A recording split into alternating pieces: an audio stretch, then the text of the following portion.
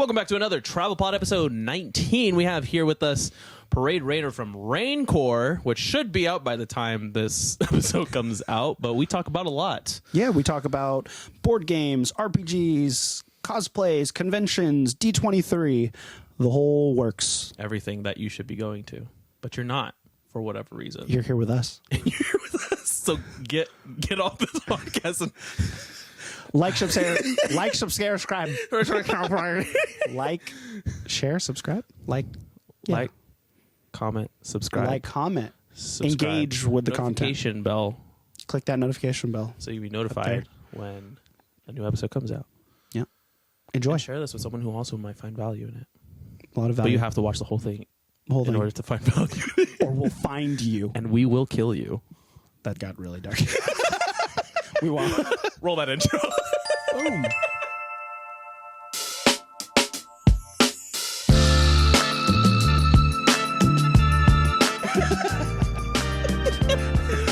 This is going to be a good one. You guys are in for a treat. It's a Friday. We don't even know what's going to happen right now. We got Ryan Sabino in the house, ladies and gentlemen. Applause. I'm actually adding laugh tracks and applause tracks. Thank you. No real names. Parade Runner. Yes. That is his alias, actually, Ryan. He goes by Parade Rainer. Correct. Creative, to say the least. Board game extraordinaire. Cosplayer. Yeah. Father for the past almost, 3 years? 4 years now. Yeah. Basically, a big brother to all the nieces and nephews. Uncle. And my uncle.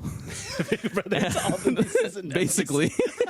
I love it. Yeah. And people mistaken us because apparently we look alike. We look like, sound alike. So if you're listening, audio listeners, there's two people. No, they're not going to know who's Najon and who's Parade. Where does the sentence start and where does it end? That would be crazy if it's just you sitting here. You're editing me out and you're like... Now it's just me talking to myself. This is just a TravelPod with myself. That's all it really is. How you doing today? Excellent. Wow. Excellent. It's a Friday. It's a beautiful day in Sacramento. I love that. Do you tell people that you're in Sacramento? No. Okay. I think editor, I do, take that out. I think in some Zima walk and talk, like, it's Oh, Sacramento. Right. They could totally dox you. It's fine. With the neighborhood. They'll just find me and then be like, we don't like your content. You need to stop. And then I'll be like, well, if you don't like it, it means I'm doing something right. That's true. Haters are going to hate. You're doing something right if you got haters. 100%. And that's why we do the TravelPod. Yeah. But yeah, I what I like to do when I have guests is just literally go through everything I just said. Sure. When it comes to your little biography. Right. So if you don't know, Parade is a very artistic and creative person. Thank you. All my life, I've just seen you drawing nonstop and just doing random things when it comes to I don't want to say random art things, but just random art things. So you would do like graffiti, and then like sometimes you would do what do you call that? Character drawings and stuff like that. I guess it was just like what got you into that, and how did you get into that? Oh man, I don't know. I've just always been drawn. Oh.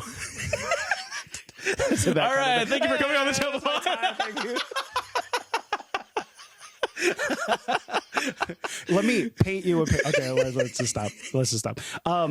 No, art has always been a part of my life. I don't know. I think inherently, like my dad, Papa, he is very artistic. I'm not sure in what forms he does stuff, but he was very creative. And so I feel like just inherently I got that from him. Funny enough, back in the day with PBS, there was like drawing shows, or even like Barney and Lamb Chop, they would do artistic stuff. And they're like, oh yeah, make your own guitar at home, or like here's a little project you can make at home with like just crafting. And I just like doing that stuff. One of the shows, I can't remember what it's called, but there was this dude who would just kind of draw and teach you how to draw, and that's kind of how I started. With art, and just like watching him do it and then me do it and just do it at home. And so and my sisters, we're just all kind of creative. I mean, you guys too. We just have that natural knack for art. I don't know where it comes from, but it's fun. I enjoy doing it. and I haven't stopped. So That's interesting that TV was that push, that like motivator. right. Well, also too, we consume a lot of cartoons and movies. So with Disney movies, it's all art. You know, we're consuming cartoons. Yeah. It's all art. You know, bright colors. With animation, it's just a plethora of just of creativity.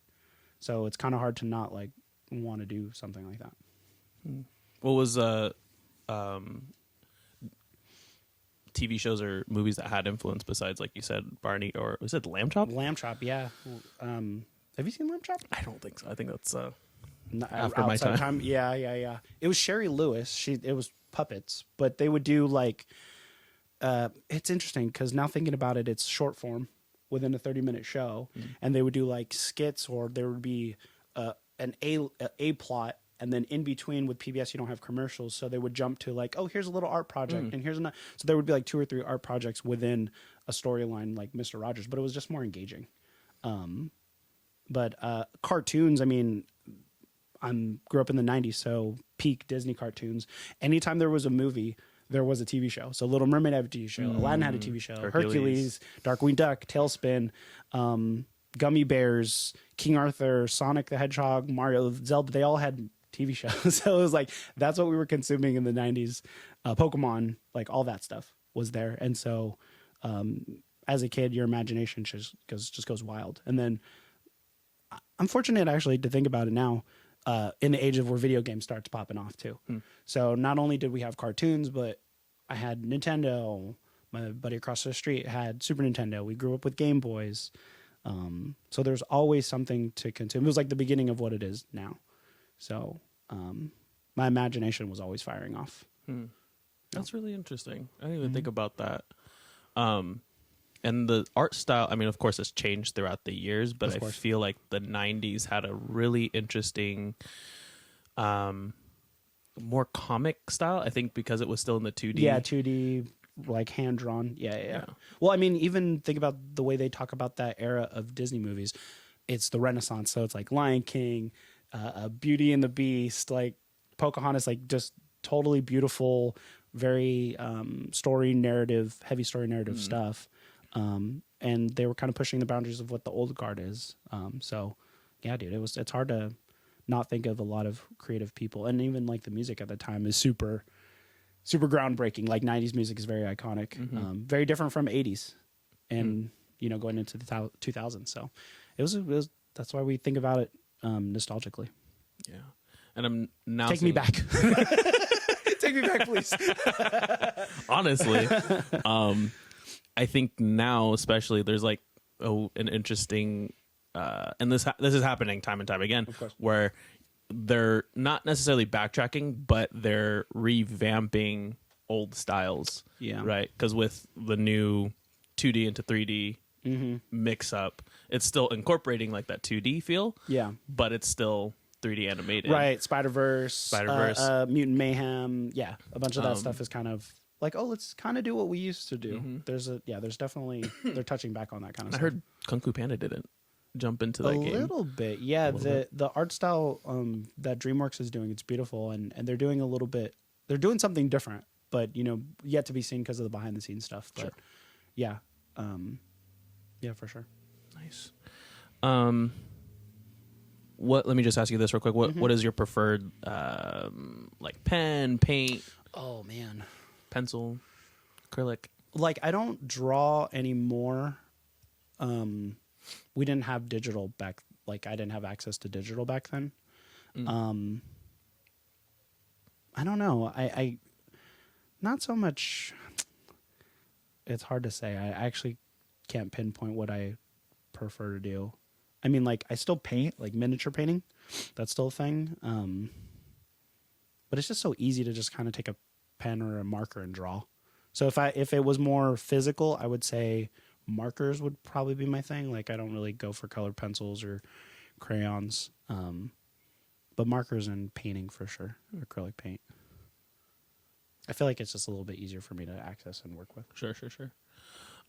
Which kind of goes into, which can kind of go into that too. minifig. Excuse me, minifigs. Mm-hmm. Are you currently still painting stuff like that too? Yes and no. For me in miniature painting, it's a big time sink. I learned how to do it faster. The quality is lower. I mean, but in my opinion, me critiquing myself, because you could spend a lot of time painting one mini, but because I have such a plethora of minis, I like learned mass how producing to. versus... Yeah, I had to speed paint. So like if you have stormtroopers, right? Yeah. Like I have 6 stormtroopers I had to paint. I'm like, I don't want to spend 4 hours on a stormtrooper, and it's just different variations of white. And all that stuff. So instead of spending 4 hours for 6, so 24 hours, I can spend that 4 hours and paint them all very quickly, because it on the table doesn't make a difference to anyone else but myself. Yeah. Like if I showed people who don't do anything with minis, they're like, "Whoa, that's amazing!" And I'm like, "Yeah, it only took me a few minutes to do it." But I used to, because of it's a time trade off. So do you want a higher quality in your eye? Sure, but because it's for everyone and no one's really paying attention, you could do a lower quality in less time. I would obviously prefer to buy pre-painted, but because of what's available, like with Star Wars figures or miniatures, they're mostly unpainted. So if I cheaper? want, I don't know. I don't know if you could say necessarily cheaper. I guess you could say cheaper, but they just don't make pre-painted Star Wars miniatures. Oh, interesting. Yeah. So like I can buy D&D miniatures that are Already pre-painted, painted, and those are like $3, $4, or it could go up to $7, $10 depending on the size and the rarity. But if I just went to the store and bought a unpainted D&D miniature, $3, $4 still, but I would just have to take the time to paint it. Interesting. And there's something cathartic about just painting those, because you just zone out or listen to a podcast, listen to music, and it's fun. I enjoy it. There's just a lot of barriers to entry on all the different hobbies I've had in the past. This one is not that bad. This one, painting miniatures is not that bad. But what happens is at the beginning, when you get into RPGs, and we could talk about it, you get really excited. And so you're just like, I just started buying a bunch of unpainted. And then you're like, wait, when am I going to have time to paint everything? And so we'd be at the table and I'm like, I have that miniature, but it's not painted. And everyone's like, oh, so you'll have like a mix of unpainted. And it's like, now it's just a silhouette of just yeah, who and it like, can be. I wish it was painted. And I'm like, y'all don't even know. I'm grateful. Because not only I enjoy it, it's a hobby. Yeah. But then at the same time, am I a DM or am I a player? And you would want to spend more time creating the story, crafting the night, crafting the session, versus painting the miniature that'll only be out for an hour or two. Maybe. Yeah.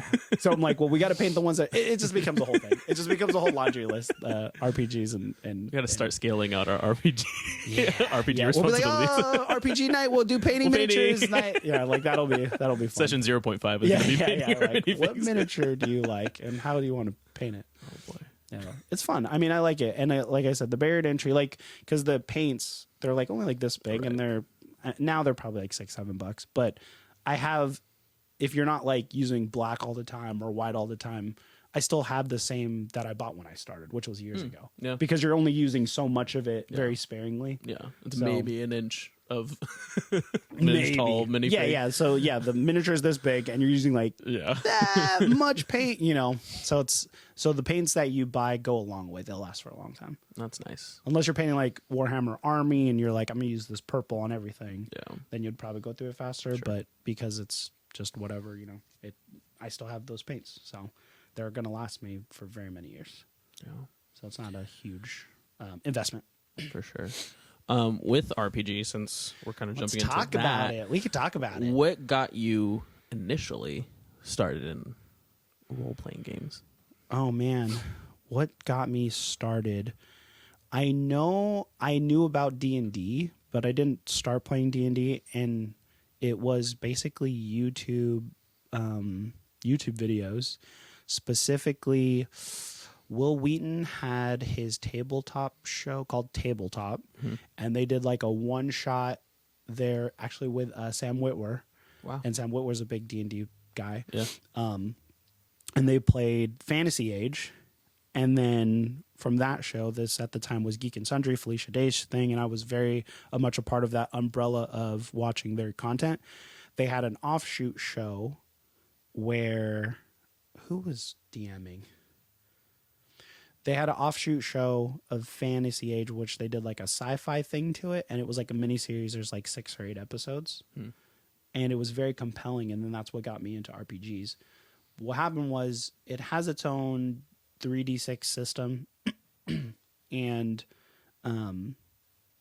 it's okay, but it kind of got into the weeds, and then everyone else is just playing D&D. So I was like, let me check out D&D. And so then, I jumped into D&D from there. What year span was Oh, this? man, this was probably 2015 or 16. Oh, okay. So almost 10 years of playing RPGs now, surprisingly. So our group wasn't the first to play? Really? Yeah. I don't know why I thought you played before. No. I think I pitched it to like Rustin and Jada, and then we formed a group after. Interesting. Yeah, that was my first like group. Wow, what an honor. And then after I played D&D, then I started playing with other groups and other trying like Adventure League and stuff like that. Yeah. I don't know why. In the back of my head, I was like, I just Ryan did played always other, did. Yeah. No. But what's funny is like RPGs. Video games, I've been playing RPGs forever. Yeah. But now it's like, how do the numbers come into play? I would say physically or at an actual table. It's all one-to-one, because like video games came from D&D from back in the day. That's how they're made. So I grew up playing like Final Fantasy games, Fire Emblem games, everything and turn-based, all that stuff. So it's just a one-to-one. It's all principally the same. Yeah. When you sit at a table with your friends, it's a different experience, but it's all pretty much the same. So that's probably why it felt like, I've done it before. But for me, I can watch someone do it and learn it, and then, and then play. Like when we with board games, I could see someone play and kind of get the gist, and then be able to just play. So, so RPGs in that way is one of my favorite hobbies. One of my favorite hobbies still. It's a nice like creative outlet. It is on both sides, being a DM and a player in the group. Yeah. So we started was that 2016? I feel like it was 2016 or 17. That sounds about right. Yeah, you guys were still in the apartment. Yeah. So that's when we started. Yeah. Man, that's crazy. It feels like yesterday, but it's a lifetime ago.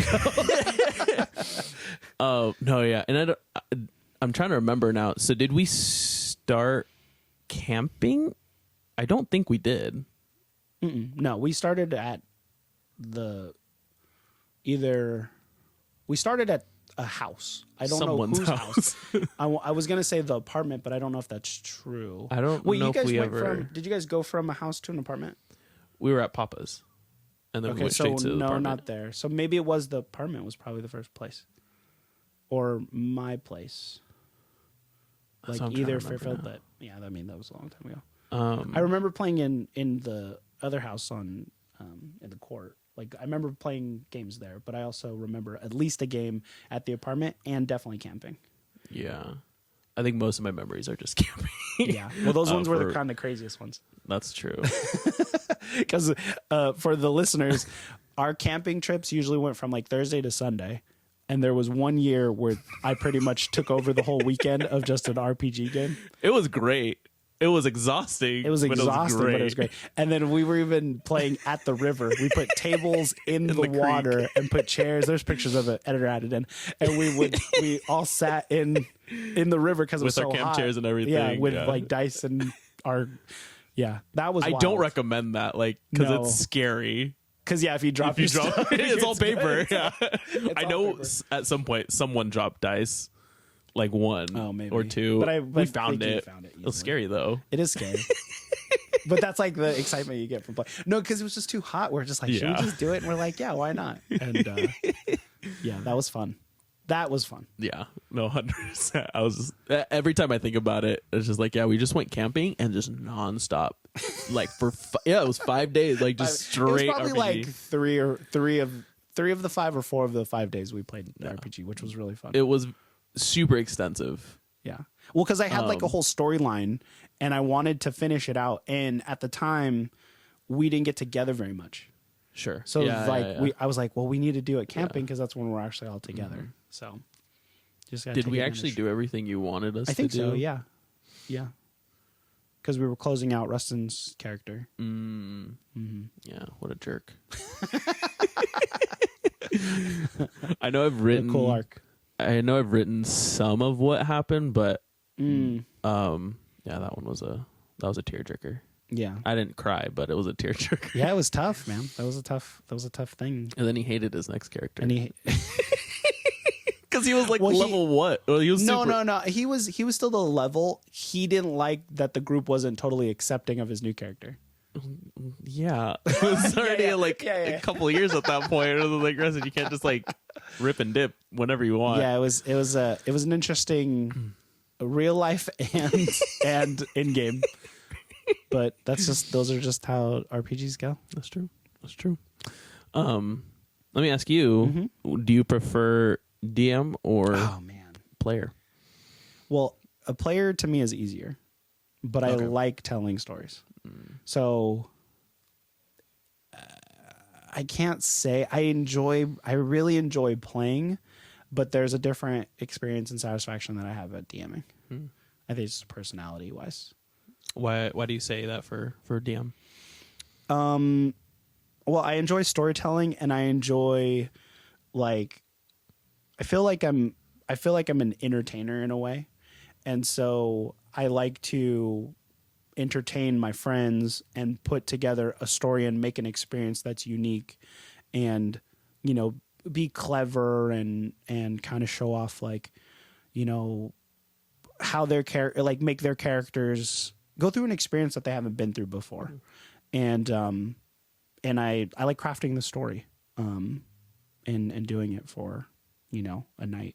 But as a player, I can flex my acting and my improv in that way and be more focused because as a DM, you're playing everybody else 20 characters in a night, and there's a lot of preparation. So any of you guys who play in RPGs, please tell your DM thank you, because it sometimes feels like a thankless job.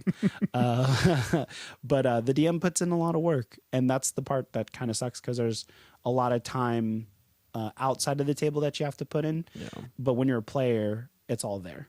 Yeah. There's not really much prep time. You just show up. Yeah, you just show up. So I like both. But if I had to, I would think I would want to be a DM. If it was like you can either be one or the other for the rest of your life, I'm like, I'd pick DM. I can see that. Because there's so many other aspects that I like about being a DM. Yeah. Like the mini collecting, again, going back to art, like creating terrain, crafting a story. There's just so many positives and cool stuff on the DM side that players would never get to experience. Oh, that's true. You're basically creating everything. You're creating everything, like the whole world, literally.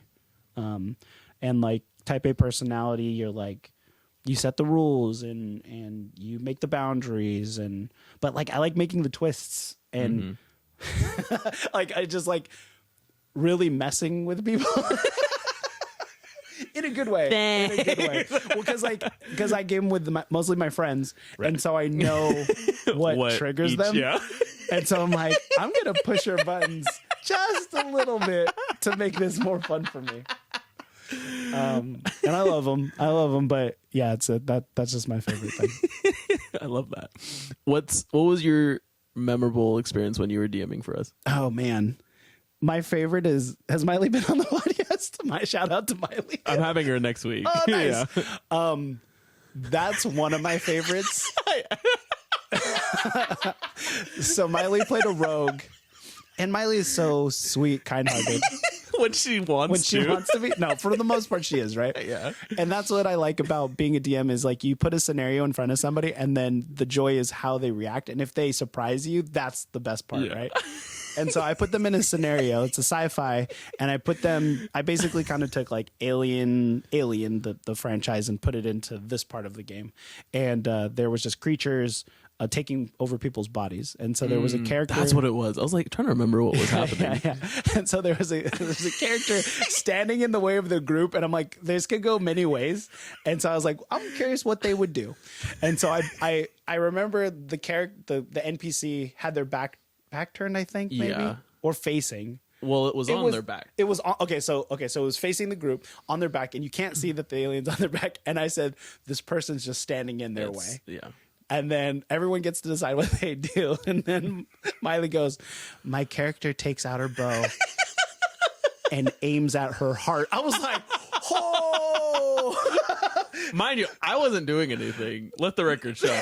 Everyone else was doing stuff, and I'm like, let's just go around her. Yeah. Like go around her, talk to her, anything. But they were so freaked out for some reason. Was that when the alarm was going off? Yes, that was also the It was a alarm. very high I energy put an alarm moment. and there's like this blaring alarm, and I had a timer going. Yep. So they're like, "What's the timer for? What's the timer for?" And so there's like, it felt like a high stressful. They're Yeah. like, I'm sweating. There was a lot of that. And so, but Miley going, I aim for her heart. I was like, whoa, she's gonna kill this lady. And she was innocent. Like there was. Yeah. There was It was a crew member that they knew, and they just knew something was wrong. But Miley was like, I'm killing this person. Taking this person out. I'm taking this person out. And then she did, and I didn't want the NPC to die. Right. So Yeah. she took damage. Yeah. And then I was like, and a single tear falls from her eyes, and like she's still alive. And I don't remember if like you guys try to finish her. I think like Jada was trying to get on it, Yeah, and then, yeah. and I was just like, You guys what they is went happening straight to right kill now? because they were afraid, which is fine. But it was just really funny. She goes, I aim for her heart. I was like, aim for her heart? Pause for a second. For everybody. That's one of the cool things. Everybody's getting strays.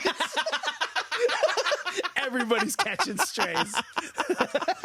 So that's the cool thing about it too. Like you said, like you know everyone. Yeah. For the most part, like it's Yeah. and that's why I get curious with Kehlani because he knows all of us Oh, right. as a DM. But see, he's not mean like me. Well, he might be. I don't know. might actually. be. Yeah, that's gonna be fun. So I'm interested in. Stay tuned for the Star Wars pod. Me and Ajon recanting the stories of the week. Oh, that'd be cool. Yeah. I would like that. We need nice DMing, playing. We're actually gonna be playing together for the first time, which that's I'm gonna be looking fun. forward to. You think of a character yet? I was gonna text you and then I didn't. Oh. I said no to your communication. Let me look it up right now. What is it called? There. Star Wars. See, F5. this is how we're professional podcasters. We just talk about something. So Star Wars 5e is a D&D adjacent. Someone made it online, and they have like a browser, so you can make characters, and they have the player's handbook and a DM thing and enemies. I very much recommend it for anyone who wants to play a Star Wars RPG game. Very fun. I've played in at least one campaign. No, well, technically I DM'd and I play. I knew I want to do Scholar Oh, because I was like, cool. it's kind of like the Captain America in like Marvel Champions, Okay. where because it said. Yeah, I think of this one. Yeah, Captain America. Captain America. Yeah, Rogers the musical. Oh yeah. I'm trying to remember what character I was gonna choose though. So scholar class. Scholar class. Okay, Kip played as scholar last. Really cool. Okay. Is there a way to look Friend up of the my show. history? About to have a baby soon. Oh, that's right. That's super. Shout out to dads. Shout out all the dads. No, the scholar class is cool. He played it, and it's like a very support class. So like buffing and debuffs. And that's what I wanted Yeah. to do because every other character I would play as, generally speaking, has always been not necessarily the brute, but someone who has like a fighting class. Right. And so I'm like, let's like take a step back real quick. Yeah, they have some cool abilities. It feels different from the other ones too. The way like Kip has played it. And then Kehlani got Star Wars Battlefront recently. Yeah. The old one that no one likes right now. Yeah. And there's the one character. There's the one. Is it true? I think it's in all of them where he just like throws. Like it's like an engineer who just like kind of yeah. throws stuff down on the ground. And you're like, oh, thanks. Like, oh, red thing or oh, blue thing. I didn't know I needed that. Yeah. So like, it'd be cool to be like that. Yeah. That character. No, that is cool. What Which one is under? Is it under characters? It's not under characters. For class, right? for the class, or for what are you looking for? For the species. Oh, Oh, species. species. Oh yeah, what are you gonna species? Human sounds fun. The rarest species of them all. Let me just speed through this real quick. Sure. Well, you know, we're not just recording a show. What? What'd you say? Out of the blue, I was like, oh, Wookiee would be different. That would be interesting. There was one that had, is it Arcanian? I don't think it was that one. Did you go like, oh, I got to find the one that will maximize like my intellect? Yeah, actually. Okay. Gamers. There's a crazy amount of character classes or species to play. I wasn't overwhelmed at all. That's for sure. Yeah. Ikani, but their background is like, I don't even know what that is. Their background was very aggressive. Okay. As a species. Cool. I was like, I don't know if I want that one. Yeah. What was the other one I was looking at? Because you probably could just sort by like intelligence. Too. Oh, can I? Oh, that's a good point. Ability score increases. Yeah, intelligence, wisdom. Huh. Like I DM'd before or something. It's like you've done this or something. I come in knowing. Now I can't remember which one I wanted to do. That's fun. Hey! Some babus, man. Dude, might as well. No. Just play whatever you want to play. I was telling Kaylani, man, this is turning into a Star Wars 5e cast. I said, I have a feeling all the fighting classes will be taken. So I said, I'll make up a character for all the ones that I don't think people will pick. That's what to kind of start. That's kind of why I chose this one. If you're playing Scholar, I don't have to play Scholar. There you go. I have a feeling I'll get like Barbarian's going to be left. Monk is going to be left.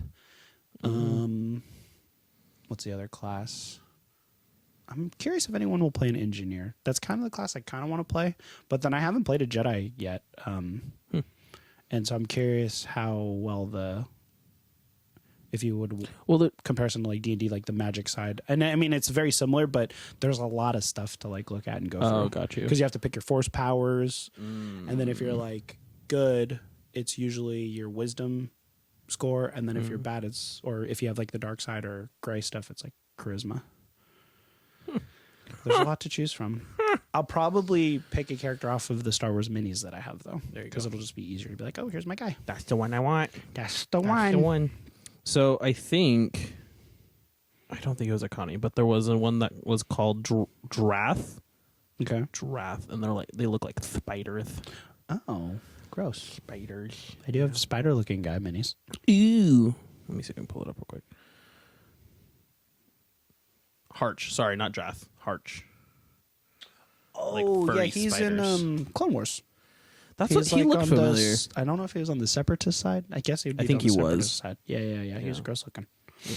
Cool. So maybe what that one. They get? They get strength. +1 strength of Constitution, intelligence. +1 intelligence. Cool. That would be interesting. I was just like, I don't know. You probably get some benefits from having multiple arms too, which is cool. I have hypothetically, because they are spider-like creatures, they should have 8. Yeah. Hypothetically. Yeah. Hypothetically. That sounds fun. A spider scholar, dude. Spider scholar. And be like, yeah, I'm just smart and I have a bunch of arms. Dangerous. One for each of. Anyway, and just for viewers, if you guys want to play RPGs, just do it. Just do it. And having it electronically makes it so easy. I haven't done that, so we're gonna find out. Yeah, I would do it as a group too. Session zeros are always important. So yeah. Yeah. I think it'll be really fun, and we're doing it with a group. Half of them haven't done an RPG before, right? Which will be fun.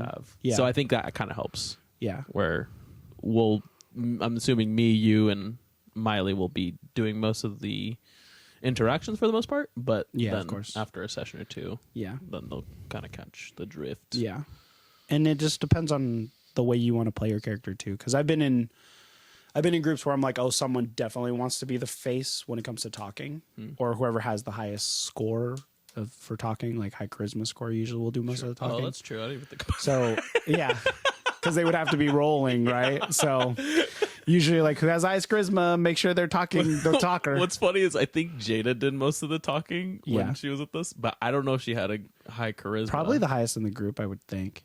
Okay, I can't remember because she had like her persuasion up. Oh, persuasion. Yeah. And Mike, I usually play like a bard, so bards have high charisma, and then for when I did Star Wars, also I had high deception, so I would make sure I would be talking. That's just kind of what I do. Yeah. But if there's someone else in the group who wants to do it, I'll let you go. You got to learn your spots. It's like a band or improv. Like you just kind of like let people go, or whatever. It's more fun when everyone's having fun. Yeah. You don't want to try to like take the reins. But if that's something you do a lot, again, an A-type personality, you should probably be a DM. Oh, there you go. Yeah. Because you're like, I want to talk all the time. I want to set the rules. Like, okay, what? Do you be a DM then? So if you guys have friends who are like that, that's your DM. Yeah, that's how it usually goes. Well, there you go. That's the D&D 101. DM tip for the day. I could do a whole D&D RPG podcast, no joke. I can see that. I can totally see that. Check I feel like you should I feel like you should. I probably should. Yeah. Out of all the ideas that you had, I was like, I can see you running a full-on channel brand of. Yeah, I probably consumed enough content and watched and done and played enough. Yeah, where I totally could. And you've been on both sides, which is nice too. Yeah. So you have a lot of perspective. Roll for perception. Yeah. Stay tuned for the Parade Runner RPG podcast. Rancor. Oh man, yeah. Rancor RPG. Yeah, I mean, can we talk about that really quick? Sure. So I'm starting a new brand, I guess, and it's probably going to be an umbrella of stuff. Because I have my Parade Runner line, but that's more personalized to me, and so I wanted to create an actual, I guess we could say, business where it's going to cover apparel, and then I'll probably just shift my personal YouTube page to that. And then cover either RPGs. I also do podcasts, movie reviews. I have ideas for new content, and I have a little bit more time now. So, if we do and that's what I'm saying, if we do the Star Wars game, a recounting of it from player sides, because then that'd be kind of cool. The interviews of like, what did you think about when Kehlani killed you? How did it feel to reach 0 HP? To lose everything you invested. And I've lost a character and it sucks. Oh. And what's crazy is I lost it legit, right, but I lost it in a one shot and I was so mad. But I think the DM was new and I overreacted because I was like, I overreacted. And I regret it. And I apologized. I had to apologize. And but I spend a lot of time working on it, and then they're like, it's just a one shot in the mall. But I spend a lot of time on it, so. But yeah, it's not fun. And I actually killed my first character too in my last campaign. Sad. Yeah, they messed up a lot, and the rolls didn't go their way. So, yeah, shout out to Mike. It just happens. It just happens. Sure. In battle, like. When you reach 0 HP? Mm-hmm. Oh, well, and then he had death saves. So you get to roll 3 times in D&D or in Star Wars. You roll 3. And when it's your turn, the group has 3 rounds to get you back up. Oh, but he's a healer. Oh.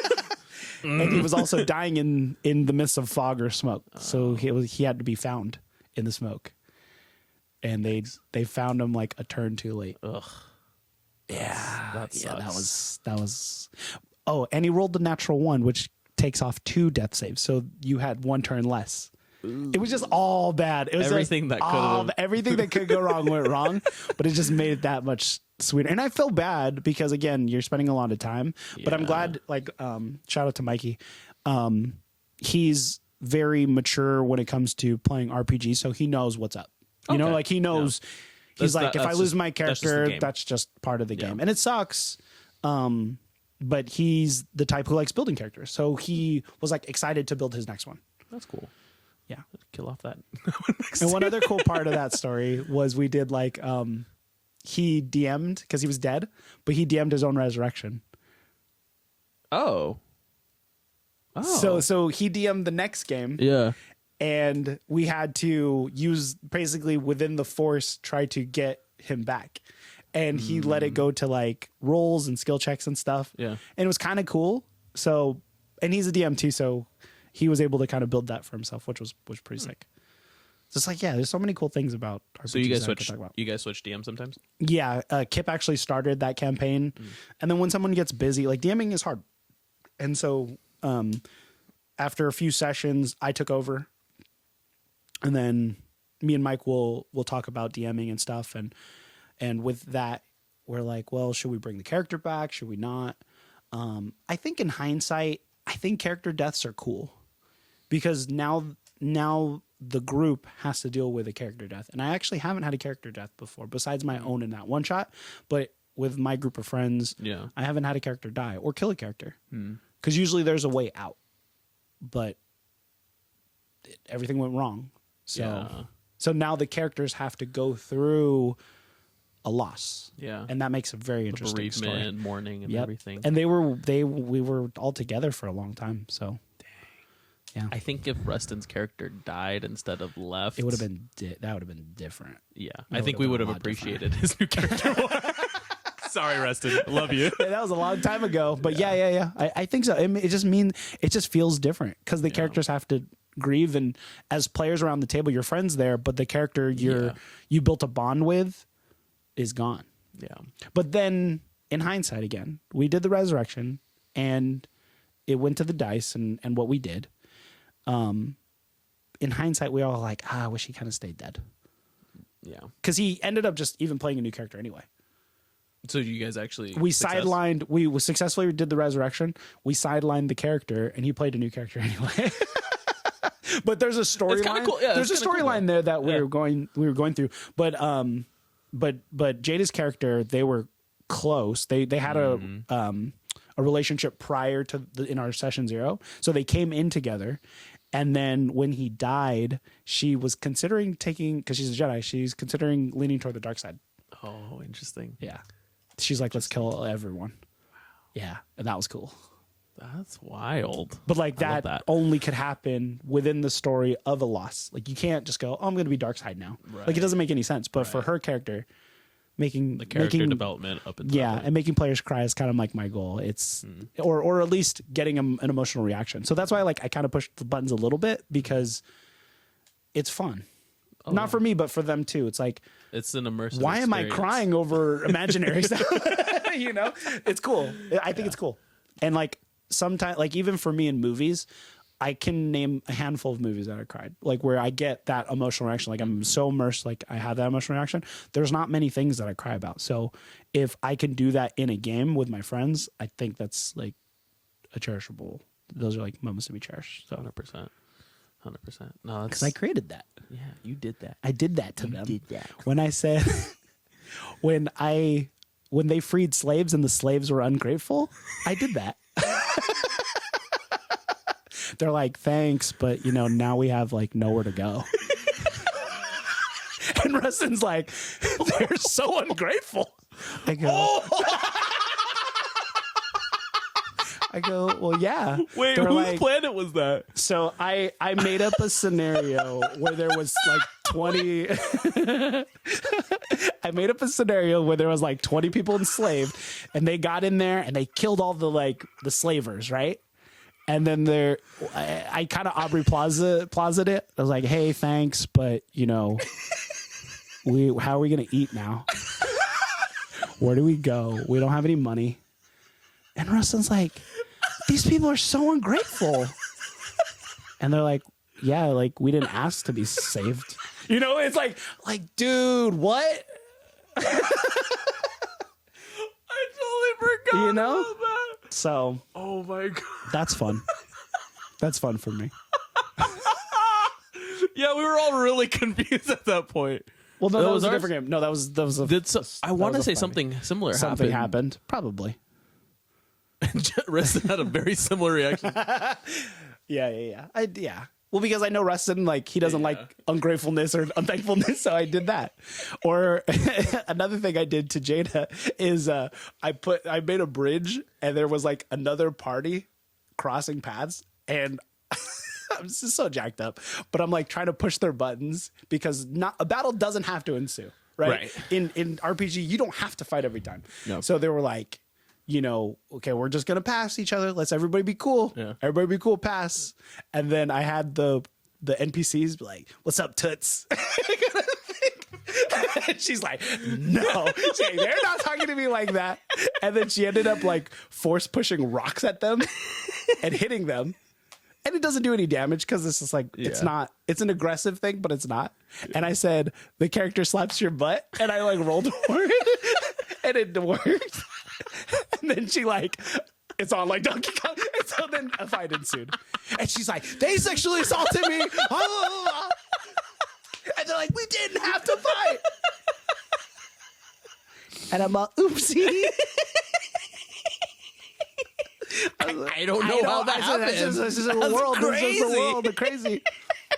But it was like an aggressive. She took an aggressive stance to them. Like they're already dirtbags, but they weren't gonna like fight or anything. Right. And she took an aggressive stance, and so we actually like argued like whose fault it was that started it. Because they're like everybody at the table like we didn't have to fight them. And she's like, but they roll back the tapes. Roll back the tapes. But she's like, sexual assault is not okay. She's like, I deal with teenagers all the time. This can't be okay. Yeah. So I just push my buttons. I just push the buttons a little bit. Just a little push. Like, it's not going to hurt anybody. Yeah. Like, because how much of a bigger moral stance would be she's like, you know what? Not today, Satan. You know what I mean? Like, and then just like pass. And then just pass.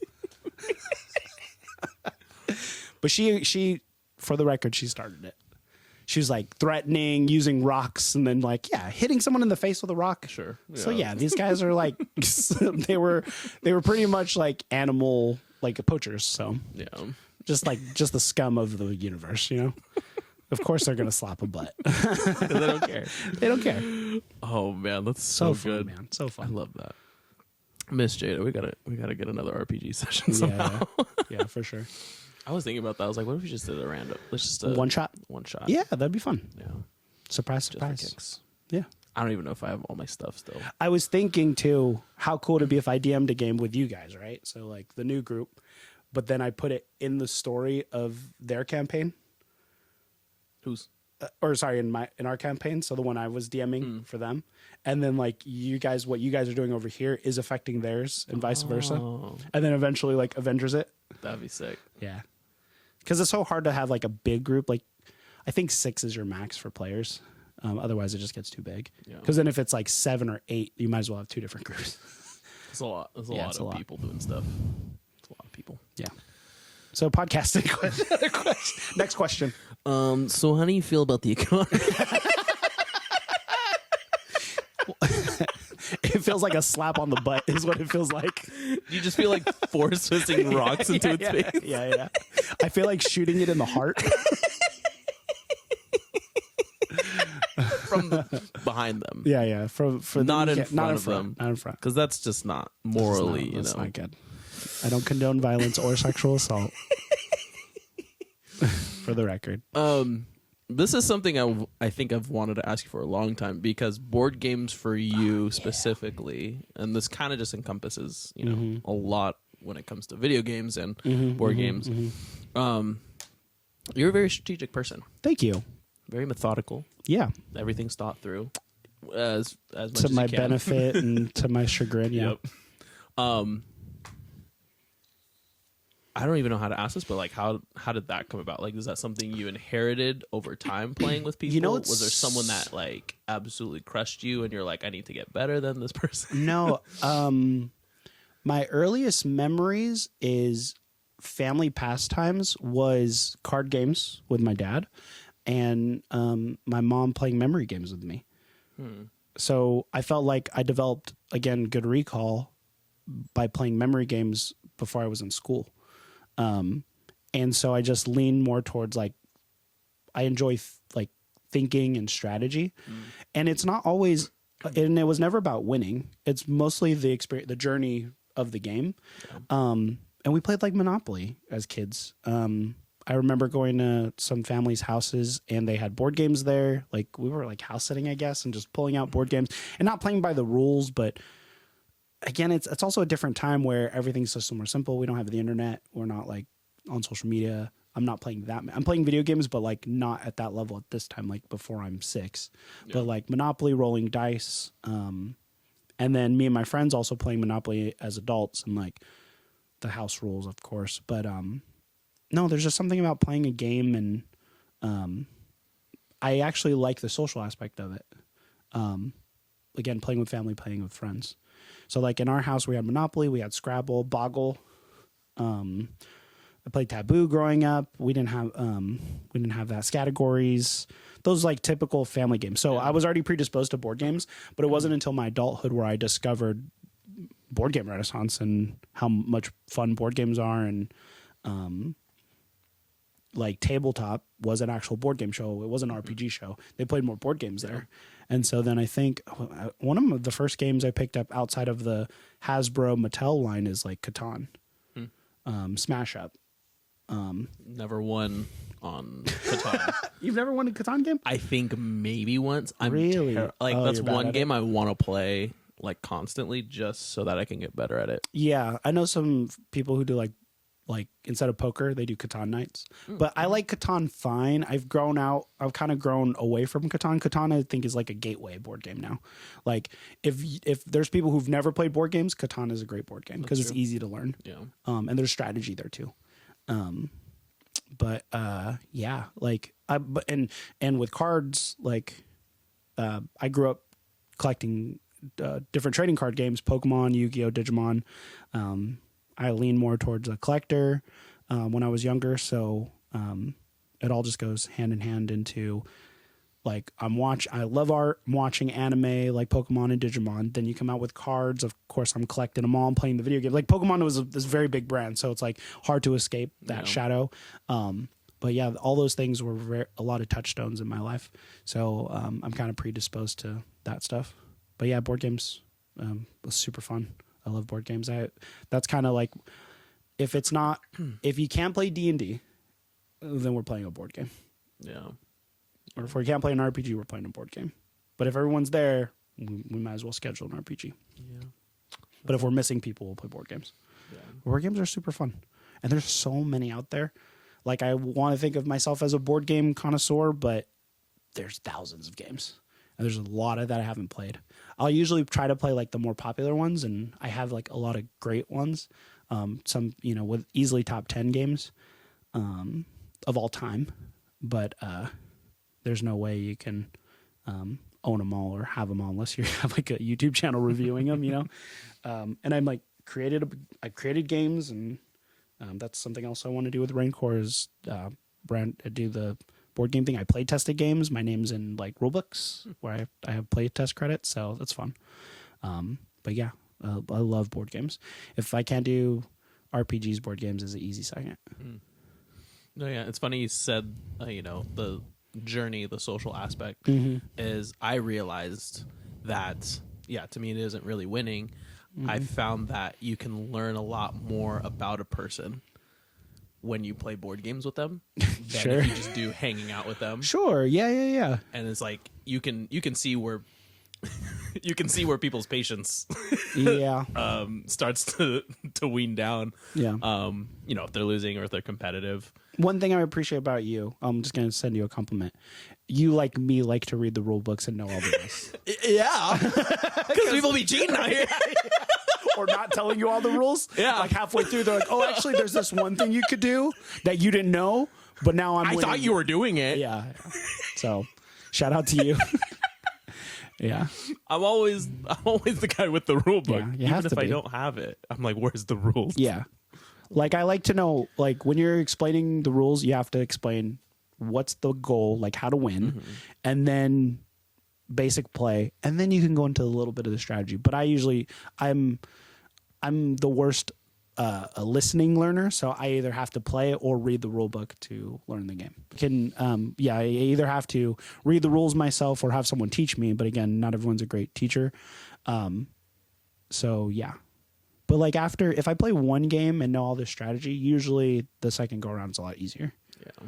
But some of the games are just too long. There's just games that are just too long to learn. But you can learn within the length of the game. So yeah. one that we've been playing recently, Throwback, King of Tokyo. Oh yeah. And I'm finding it's super fun because it's almost the RPG aspect of it's all luck of the die. Yeah. You don't really know what's gonna happen. Yeah. And the cards come out randomly, so yeah. Someone won and they bought one card. That's awesome. And it was the revival one. So it was if you die, like if your health goes all the way down to 0, put your XP back to 1 or 0, put your health to 10, discard discard all your cards. Oh, okay. So he died, but re-upped right away. Re-upped right away, and it ended up just being able to kill everyone else. Oh, off. nice. Was he? I'm guessing he was king at the time too. No. Oh wow. He was outside for the most part. Oh, okay. So he just knocked out everyone else in the game. Oh, that's cool. Yeah. I was pleasantly surprised because one other person had like 4 cards, 5 cards. Yeah. And just wasn't rolling what she well needed enough. to roll. Right. And I was like, you never know. Yeah. You never know. And that's the difference between board games too, because there's like high skill, and then there's some games that are more high random. Like Monopoly's high random. There's the card drafting part. That's right. The miniature part, placing your minis, the turn thing, and it's a very rewarding game. Even if you don't win, it's still fun. But yeah, that's a good game. That's a great game. Should whip that one out again. I just remember it being a ginormous box too. Yeah, we played recently, and I think like a handful of times. I won those games. I was happy about that. Good. Mm-hmm. And also, like, there's a lot of also like screwing people over, and there were so like in our board game nights now, it's usually 2 games because the games are so long. And Rustin screwed me over in 1 game, and then I remember 2 rounds, only 2 board games for that night. Okay. So like we played Blood Rage and Scythe, like that's all the time we had for it. Yeah. And I can't remember what the order was, but I remember Rustin screwing me over. And so when we played again, and it's those decisions were like, am I going to screw this person over? And I was like, I said, Rustin, do you remember in the last game where you really screwed me over? Yeah. I said, this is why. I'm just like, I was like, this is why I'm doing this. You know, I was like, oh, yeah. He was like, okay. Fair enough. Because you're like, why are you attacking me? Why? Everyone gets all upset. It was like, that's what happens. Yeah. And for the viewers that don't know, Ryan always wins. Not true. It's not true, but we all know it feels like it, so I get targeted. You know who wins a lot is Jada. She does. Yeah. Jada is amazing at board games, and she plays this whole thing where like, I don't remember how to play. Why are you guys picking super on innocent, me? And then at the end, she's like, suck it. And it was like a sin. And so I'm like, don't listen to her. Don't listen to her. Whenever we played anything with trading and stuff, she's like, well, this will benefit you if you just trade that with me. Jada's really good. She's smart. She's very smart. So she's good. And Rustin too. Rustin has, I feel like when I play with them, it's an even split on who could win for the day. Yeah. But like, shout out to Seven Wonders, my favorite board game. Best game out there. Best game ever. With all the expansions. Let me mind you. And metal no coins. Wussy Wonders here. Yeah. No basic. No, we're not basic here. And to me, the pinnacle of that game is you're having fun playing it, and you don't know if you're going to win at the end. That's what's super fun about it. That one is you stack points, hoping you'll get more than the other person. Yeah, you just don't know. You don't know until the end. You're like, I did my best with what I had, and you're like, you feel good about it. And when the scores come out, you're like, oh, but let's run it back. Yeah, and that's why I like that game, because there's other games where like I'm losing and I'm having a bad time. That's true. And so the experience of getting to the end, I'm just like, sometimes I'm like, I'm just giving up because I'm like, there's no way I could win. So that's why I like Seven Wonders, is because you don't know, and you think you're doing pretty good, and sometimes you did. You'll like place second or third sometimes. Like someone did like way better, but that one too, because you see each section, I think this is what makes Seven Wonders different from the point system wise, at least, is you can see like, I remember this turn I could have grabbed, let's just say, a green card, but I didn't, and that affected it. Or I didn't get enough war here, and then I couldn't up that ship. Right. So I think that's the cool thing about Wonders now with all the expansions, is you can see I could have done better in this area. Yeah. Because I remember this card I should have grabbed, and I didn't. And there's also a game between who's before you and who's after, and then it's switching, and then who's before and after, and seeing what they're doing. Because intrinsically, the game, you have to interact with them. It feels like you're just kind of playing by yourself, but the people next to you actually affect your game. That's true. From what they're taking. Yeah. Very similar to like, playing 21. You know, like someone they're like hit here, and you're like, you messed me up. You know, kind of thing. Kind of not as bad, but there's a lot of fun in Seven Wonders. Yeah, as focused you are on your board, you still got to pay attention. Yeah, and giving even down to who you're giving money to for stuff.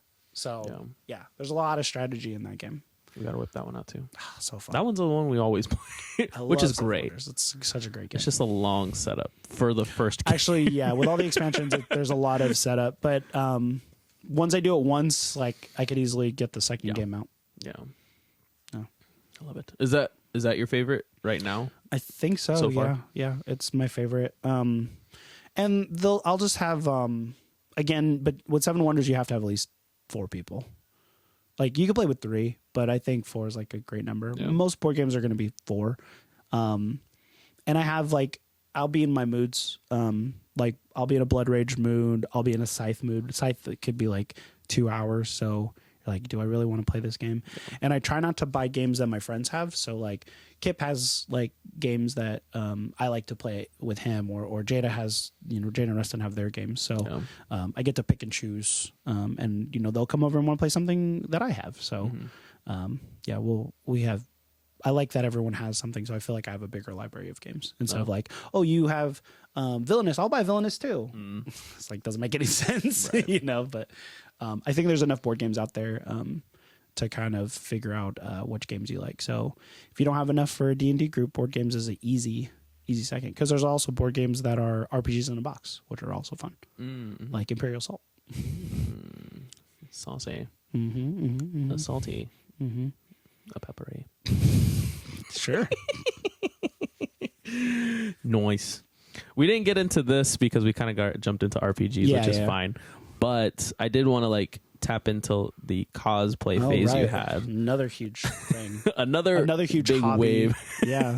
That you had. That was it more than 10 years ago? It was like 2016, 2017, around the same time. Around the same time as RPG. Yeah. That sounds about right. Talk about how you got into that. Oh man. Through Rustin, I remember exactly where we were. We're at Remy Malabonen's wedding, and we went to go grab something in the parking lot, and Rustin's like, yeah, I'm building a Halo suit. And I'm all, what? And Rustin, like me, has a lot of hobbies too. Yeah. And so I was like, what are you talking about? And he's like, yeah. And at the time, this is before foam. So they're like building it out of fiberglass. Oh. Yeah. And so there's like this whole like Bondo, fiberglass stuff is heavy, hard to get. And I'm like, I don't know how to use any of that stuff. But he's like, yeah, I'm building it. And he's like, I'm building it on top of like hockey gear, baseball gear, or riding gear. And I'm like, dude, that sounds like a pain. And in my mind, I'm like, I don't know how that's possible. But he did it. And his suit was really cool. And they went to WonderCon. That was their first con in LA. And they said they had a great time. So when there was one that came to Sacramento, I was like, well, let's go. And so I did an XCOM cosplay. And people don't usually cosplay XCOM because it's a very niche strategy game. But yeah, that's how I got into it. And having people recognize what I was really cool. Even the company I founded on Facebook, they reposted my cosplay on the XCOM Facebook page. Oh, that's pretty sick. Which was cool. Yeah, that's like a reward in itself. yeah. Like, oh, hey, they saw what I did and reposted it. So yeah, that was cool. What's been your favorite build? Hands down, Grunt. Yeah. Was that the one you worked on the longest? Yeah, I think so. Because I started it with a clay mold that I was going to cast into silicone. Mind you, I've never casted anything. At the time, there was a show called Face Off, so it was like a cosplay competition, and they were doing a lot of like, you have your model, then they cast over it, and then they wear it, right, like a silicone mask. And but I didn't, even though I was trying to make a silicone mask, it was going to be way too big for my head to even wear. So I would have had to wear some kind of inner structure. And so me and Rustin tried to cast it and didn't work. We didn't have enough material for the blaster, and it was just all bad. It was a learning experience, but you only get like one shot at it. I should have done it with like someone who had more expertise, but I didn't do it. So then I was like, okay, well then I'll do another clay mold of it again. And I was just like, I don't know how, and going back to the issues, I don't know how I'm going to have a silicone mask with structure. because I would have to build something to put the silicone mask over, like a framing on the inside. And so I was like, well, let me just use the medium I know, which is foam, EVA foam. And I built it. Maybe took a year and a half after that. So I think I started it it was always a dream cosplay when I started cosplaying after Mass Effect. It's one of my favorite games. It took many years to get to the point where I'm like, I'll do it out of foam. And when I did it out of foam, then I just kind of went through it. And it's technically not finished, but it's wearable and it reads like it's supposed to. Yeah. And it's over 7 feet tall.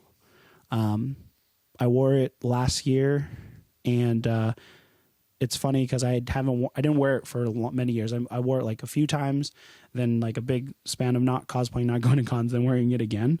I was very proud of myself from how I built it, because I was like, it's built for comfort. There's fans, there's lights, like it's a very fun cosplay, and there's not many grunt costumes. There's maybe 2 or 3 others in the world that I could find on Instagram or whatever. Wow. So I have one of 3 or 4, and I'm pretty sure mine's either 1 or 2 of the best, in my opinion. But you guys can look. No bias or whatever. No bias whatsoever. But I mean, like, objectively, I think it's one of the better ones. Scale-wise. Scale-wise, detail. the way it looks. Like, I've seen some other grunts, they look like paper mache, and I'm like, it doesn't look as good. So I'm happy that I did it, and I kind of like, good job me. And that's kind of like where I capped it off. I even met a popular, world-renowned cellist in that suit. So yeah, it's really cool. I have a lot of fun, a lot of good memories with having my grunt cosplay. No, that's cool. Well, you kind of touched on it, but what are some like key components as you're building it, and then thinking about when you're wearing it? Well, when I would make a costume or cosplay, the main thing I consider is comfortability and movement, because one, you have to walk around a con in it, and the worst is when you're uncomfortable, and you're going to want to be able to get in and get out, and you kind of want to be able to do that by yourself, because what if you're at a con by yourself? Yeah. So grunt is almost that. There's just a few aspects that I could probably manage to do by myself, but it's better when someone's with me. Yeah. Mainly like putting on the head. When it's all on, I can't reach because the shoulders head are up. because the shoulders. Yeah. And so maybe if I like reconfigured it, I could do it by myself, but I'm usually going to have a handler with me. Yeah. But yeah, and again, the foam it holds a lot of heat. So the head, I don't think I made cuts in the head, but I put fans. So there's a fan in the back, and there's a fan inside, and it sucks air in. And so I have fans, Circulation. and I'll wear a fan so there's air, because I turned the fans off and wore it, and instantly it's hot. Wow. Because it's like your body heat just goes in. Yeah. And there's so many openings on my body, so my body's fine. It's just the head part. So with a fan, I think the fan goes out, actually. Yeah, the fan goes out. So I have a fan in front of me and a fan that goes out, and then I'm wearing a fan. So it's actually, I could wear it all day without any problems. So that's nice. But yeah, comfortability is paramount. And then to be able to walk in it, you need it, because you can't, unless you're like in a wheelchair and like Professor X, you're going to need to be able to walk in it. So, so yeah. Oh, that's a great cosplay. Yeah. Or sit down, right? Like be able to sit down, or take it off if like something bad happens, or to use the bathroom. So again, like those little things. That, because you can make an Iron Man suit like a onesie, but like, can you take it off? Yeah. When you need to. So that's a good point. Those are what I think about first when making a cosplay, and try to be as one-to-one as possible is the next thing. So make it quote unquote screen accurate. How do you go about that? Looking at the picture a lot, and then like very similar to drawing. Everything's just shapes. So you remember those funny like how to draw books, and there would be gridded. Yeah. And they're like, oh, you just make it for an eye, you make a circle here yeah. and a smaller circle there, and then on these 2 squares. So I actually had to look at. I looked at grunt a lot. I looked at a picture, and I go, okay, let's just turn it into shapes. And that's how also I sculpted it. So I actually made the head 3 times before the final product in foam. But what's also crazy is I made it out of foam, which is crazy to imagine. If you you would look at it and you wouldn't think. Yeah, you that would it's never made know. out of foam. And that's like crafting foam and EVA foam. And basically I just like, okay. You just texture it? Yeah, with a Dremel. A little Dremel. Yeah, so just a lot of sanding. Yeah. And to get it where it is now it blows my mind where it is. Yeah. Because I still look at it still next to my TV and I'm like, man, this is insane. Yeah. It's also terrifying when you don't expect there to be a full-on grunt When you to be walk standing in the place. middle, standing in the corner of the room. Like, I'm just so used to it. So, Yeah. but anybody else would, they would be like, any cosplay that you had up, I was like, duh, your Mass Effect, your other. yeah. Was it Mass Effect? You had a. no, I only have that one. I had Destiny. Destiny, and that's I what it had, was. Yeah. Yeah. Because that one's also an Alien. But that also probably helped to inform me making Grunt. It's like it all progressed to that. It's just crazy. Because again, it's like I take it for granted because I did it. But there's Just not many people who do that. Yeah, for someone who's like not, who doesn't do that at all. It's like, this is amazing. I remember when, oh my god, Livingston, what's his last name? Loud Black. They live in Arizona now. Livingston? And Someone I know? Terrence. Oh, Terrence. When Terrence saw it and his I don't know reaction this to story. it. Yeah, I don't know the story. He was, and I think I have picture. I don't think I have video, but he was just like jaw dropped, almost to the point of like fangirling. But I mean, he doesn't. I don't think he plays video games or anything. But he was just like, "This is so cool," because you came out in it. You put on, I think, just the chest pieces. Was that when at the baby shower or whatever? Yeah. And I just remember his reaction to it, just because I don't think he's ever He's never seen a it. cosplay at all. Yeah. But just seeing that. It's almost like a Disneyland moment where it's just like, oh my god, this is. Like the character's actually here. Yeah. And it's funny walking around like the last time. You know what's funny is I've had it for a long time, and a lot of people haven't seen it in person. Oh yeah, I didn't even think about that because the times I wear it, it's like a 30-minute like thing, which is bad. Because the last time I wore it, I was standing in line for 5 hours, and I didn't have it on. And then the time before that, there was no. I was like. Oakland and San Jose, like very small cons that not everyone's at. And then the first time I took it out was Stockton Con, and we were late because we were finishing it. And so in total, I've had it over like years. In total, I maybe walked around it for like 3 hours. Maybe more. Because I won a couple costume contests with it. But again, not all the Sacramento people or my cosplay friends have seen it. And so I'll have to go out to a con. We should just like go out in downtown, just walk around. And no, it doesn't make any sense to. I think that's why we should do it. But there would nobody around. It's a great hook. But there's nobody around to enjoy it. Like it's better to walk around in a con. So we should just plan to go into a con again in this game. Yeah, and I should just be there and walk around in it without standing in line or going to a costume contest. Because I could easily put in a costume contest. I just don't. It's just not a thing I feel like I'm compelled or need to do. Yeah. So yeah. No, it is. Even going to like D23, it's fun taking pictures with people, right? Especially if they're in the niche, if they know what you're dressed as and stuff. Yeah, that's always fun. Because you can make the most elaborate costume of a character that nobody knows, and then it's just not. You still kind of want that recognition. Yeah. Like Rustin when he went to D20. D23. Is that Cal Kestis? People know what Cal Kestis is. Did I show you how many shots? How many clips I did of that? I didn't realize how. I went back to my my archive from that weekend, and it was at least 10 clips of me saying, "Oh my god, are you Cal Kestis?" Yeah, that's why I was super irritated with you that weekend too. I also get on Rustin's. You definitely get on Rustin's nerve on a different. I don't even know how. You're on a different level with Rustin and getting on his nerves. It's like I think it's like Big Brother, Little Brother thing. Like you're just like, I like to poke you to make you mad. And he won't do anything. He gets really mad though. He does. Love you, funny. Rustin. Yeah, shout out to you, Rustin. And I was gonna say too, it was cool seeing you and Rustin and Jada like all together. That was cool. Yeah. When we actually like collaborated and coordinated costumes was always fun. It was fun. It was good times. It's just a lot of hard work. I feel like I lost a lot of time with cosplay because my years would be, what's the next convention? What are we building next? And then just like a lot of nights and weekends dedicated to that. So that's why it's easier for me to kind of like step away and not do that. Because I put a lot of myself, blood, sweat, and tears into that thing. And so I'm like, whew, that was tough. So. if you were to like jump back into just going to cons, would you just stick with Grunt? Yeah, I mean, I feel like I could wear Grunt forever. I mean, I've been to cons since, and I could go as a normie. Well, not so much a normie, but like I'll Disney bound or just like Star Wars Denizen type cosplay is easy. Like if I can right now, if I would cosplay again, I'm more open to buying things or commissioning things versus Making it myself and taking the time.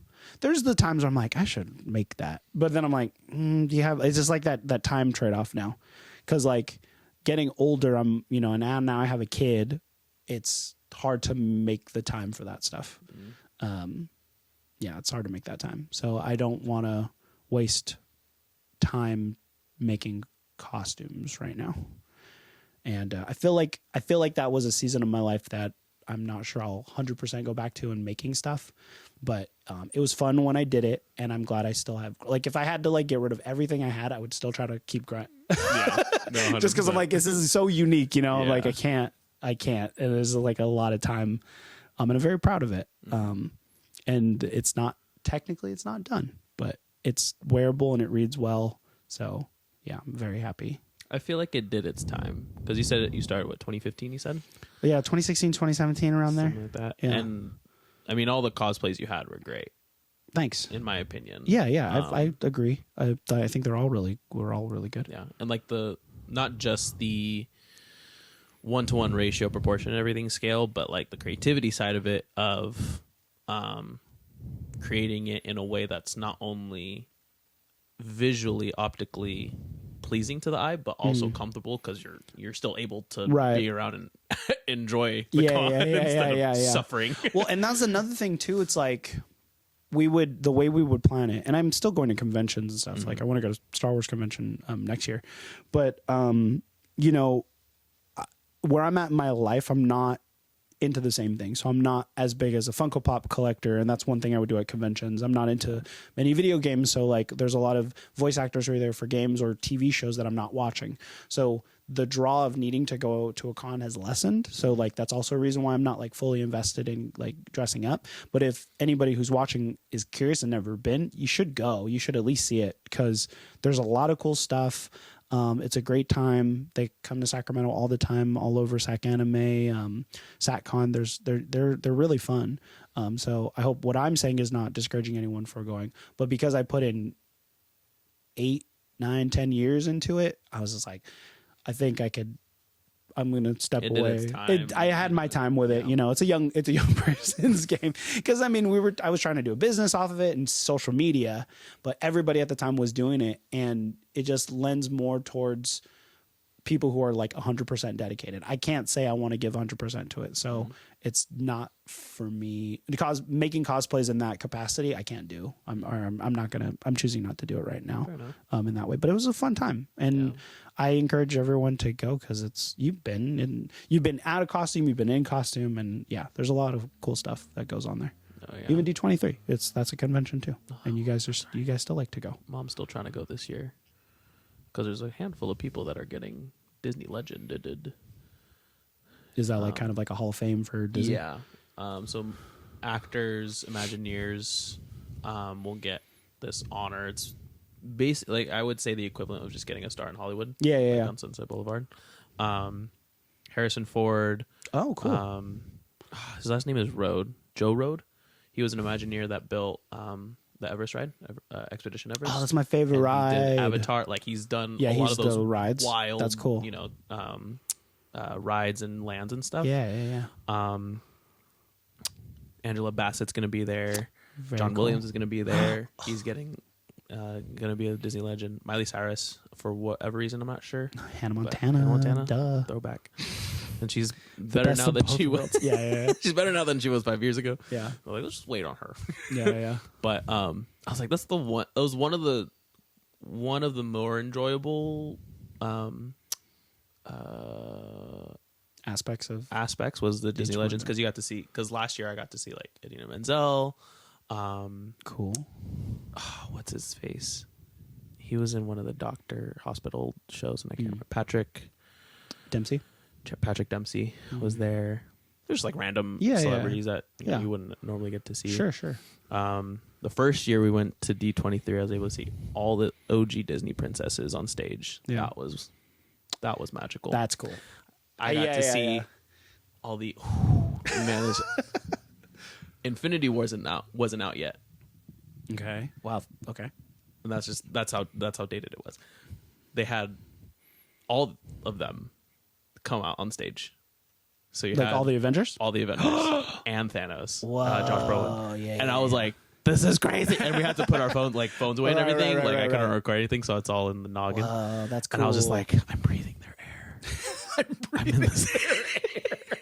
I was like, "This is ridiculous. What is happening right now?" yeah, that's what's cool about cons. Yeah. Yeah. So like, as much of it hurts the pocket. Oh, right. Highly recommend. And then you get to your niche, right? So you get to be with other crazy fanatics. Yeah. You know, that are just as crazy as you. Yeah, I mean, I was at Star Wars Celebration, and it was before Ahsoka came out, and they had the whole cast of Mandalorian and Ahsoka come out. So I was like, dude, I'm breathing the same air. Dave Filoni, Jon Favreau, Pedro Pascal, Carl Weathers, Rosario Dawson, Natalie DiBorzetto, who's playing Sabine before she was Sabine. They pulled out Chopper. They pulled out a Grogu. Like a whole cast. Yeah. The whole Mandalorian cast, like 15 people deep on one stage. So sick. And Ming-Na Wen wasn't there. She had a thing or COVID or something, so she just came up on video. But like Mulan, cool. like you know what I mean? Like so, like Star Wars Celebration was it 2022 was great. Or 2021, one of those years. But that's what I was like, I really want to go because it's every other year. Every other year in California or in America. Yeah, because they go around. Yeah. It's like L.A., Chicago, Florida, but then now Japan in 2025. So Do they do Europe too? They did Europe last year. Okay. Yeah. London, I think. Sounds about right. But yeah, so like it's cool being in the room and like I was talking to my my buddy Eli, who's super big into Star Wars, and I'm like, 2025 will be the year to go because they've announced movies, and it'll probably be trailer heavy for movies, which they haven't had a movie for a minute. So they'll probably do the Daisy Ridley movie trailer there, and then it'll probably be set for 2027. So I kind of want to be in that room in Japan. The room where it happens. Yeah, so cons, conventions, go. Do it. I could do a whole I could do a whole podcast on just going to a con. This is part one. Part one. Yeah, part one of many. One of many. Yeah, we'll definitely run it back because a lot of hobbies in the old noggin. Naturally, of course. Man, we talked about a lot. Yeah, I got a lot to talk about. I mean, that's more or less what I wanted to talk about today, at least. Heck yeah. But thank you for coming on. Of course. That was Thank you for wonderful. inviting me. That was beautiful. Yeah, and we just talked about hobbies. I thought we were going to talk about something. I didn't even know. I was like, I'll just come, just whatever Najon wants to ask me. We'll just talk about. Yeah. I think there's enough value in this one. Oh, yeah, definitely. A bunch of clips. Yeah, you're going to get a lot of clips. You're going to get a lot of clips out of me, for sure. Anything else? Where can people find you? You can find me on Instagram. I have Threads. I have X. But mainly on Instagram is where I'll post my stuff. That's Parade Rainer, PARADEREIGNER. Look out for Rancor. Actually, probably by the time this post, Rancor will be up. And it technically is. I just have to change the username. Yeah. If you followed or know Parade Collects, which was my collecting page, I'm switching it over to Rancor. I'm leaving all the previous posts up, but it already has a base of followers there, and people that I haven't interacted with that I miss. And so, yeah, Rancor, REIGNCORE. Is that one word? Well, in an Possibly. Instagram post or in an Instagram username, it'll be one word. Okay. And then it says Rancor on it'll be spaced. Sure. But yeah, look out for apparel coming out from Rancor.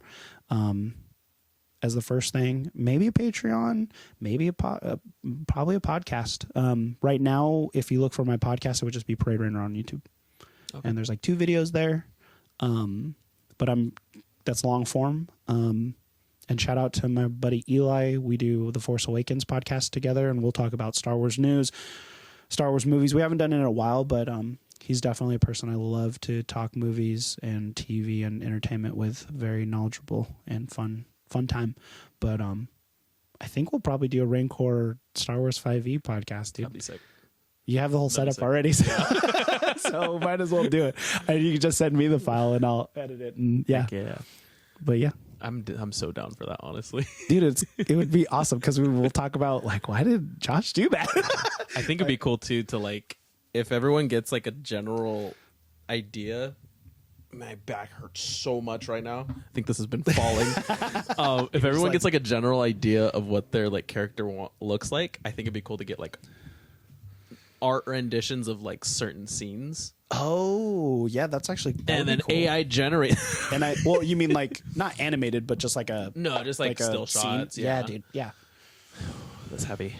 That's heavy. Yeah, and I'll do shirts for the group. Like, heck yeah! I was like, oh, Rancor, Najonis, Najonis, the Spider Scholar. That's the sound to make. Yeah. Yeah, dude. No, this year is gonna be fun for just. I think because I'm leaning back in. I'm restarting my life. I have to change career path, and I'm leaning towards more creative stuff this year. So please follow Rancor for sure. REIGNER. It'll be in the link. It'll be in the link. Yeah, It'll be in the link. Don't worry. REIGNCORE on all platforms. Just play as a plaster, right? Yeah, right yeah. there. Boom. And you'll probably see Najon in a shirt. So if you guys want shirts, check it out. There you go. Yeah, the Shopify will be open probably in a few weeks. So probably by the time this one comes out. Yeah. We'll have links in the description and the doobly-doo at the bottom. Like, share, subscribe. There you go. All the things. All right. There you go. Do you have a sign out? I was just like, goodbye. Well, before we say goodbye, I just wanted to say thank you for having me on the cast. This is a lot of fun. We'll have to do it again because this won't be your last time. That's for sure. Yeah, for sure. You're around too often.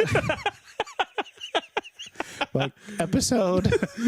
This is one of many. We're just gonna stop it and then we're gonna just do another one back to back. Hey guys, welcome to another.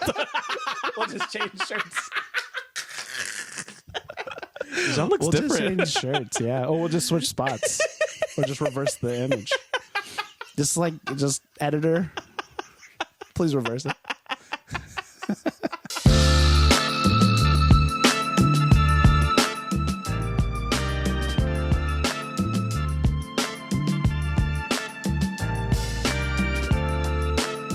Well, in any case, this is episode, what did I say, 19? 19. 19. Let's go with it.